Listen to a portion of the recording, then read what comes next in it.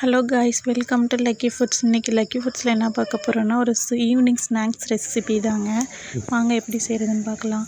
நான் அதுக்கு கொஞ்சம் துருவின தேங்காய் ஒரு கப் எடுத்துக்கிட்டேன். அப்புறம் ஒரு வாழைப்பழமும் முட்டையும் மிக்ஸி ஜாரில் சேர்த்துக்கிட்டேன். அதோட 2-3 ஏலக்காய் போட்டு இதை நல்லா அரைச்சி எடுத்துக்கலாம்.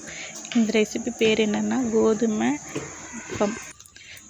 அப்பம் தாங்க. ஈவினிங் ஸ்நாக்ஸ் ரெசிப்பிங்க. இப்போ அதை அரைச்சி எடுத்தாச்சு. இப்போ ஒரு கிண்ணியில் 1 கப் கோதுமை மாவு, அப்புறம் நம்ம அரைச்சி வச்சோம் இல்லையா, ஒரு வாழைப்பழம், அப்புறம் முட்டை, இதெல்லாம் அந்த பேஸ்ட்டை சேர்த்துட்டு, அதுக்கப்புறம் 1 கப் வெல்லத்தை நான் நல்லா காய்ச்சி எடுத்துக்கிட்டேன்.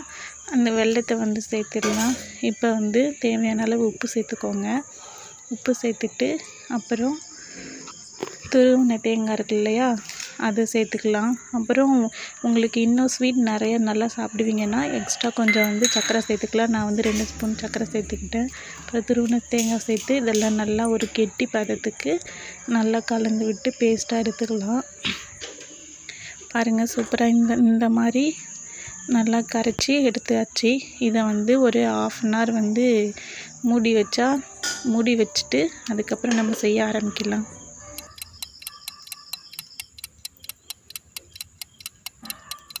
30 மினிட்ஸ் ஆகிடுச்சி. பாருங்கள், சூப்பராக இருக்குது.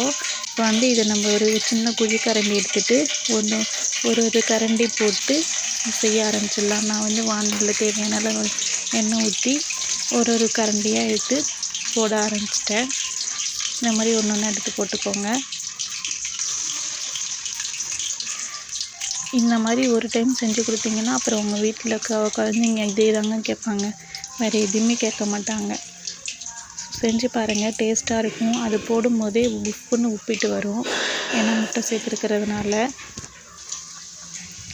ஒரு பக்கம் செவந்ததும் மறுபடியும் இன்னொரு பக்கம் திருப்பி போட்டு ஒரு பிளேட்டுக்கு மாற்றிட்டு பாருங்கள், சூப்பராக நல்லா புஃப்னு வந்துச்சு. கோதுமை அப்பங்க, ஸ்வீட் போண்டான்னு கூட சொல்லலாம். இந்த மாதிரி உங்கள் குழந்தைங்களுக்கு செஞ்சு கொடுங்க ஈவினிங் ஸ்நாக்ஸ்க்கு. அப்புறம் வேறு எதுவுமே கேட்க மாட்டாங்க, இதை தாங்க மறுபடியும் கேட்பாங்க. சூப்பராக ரெடி ஆகிடுச்சு நம்ம ஈவினிங் ஸ்நாக்ஸு. எல்லோரும் மறக்காமல் சப்ஸ்கிரைப் பண்ணுங்கள். தேங்க்யூ ஃபார் வாட்சிங்.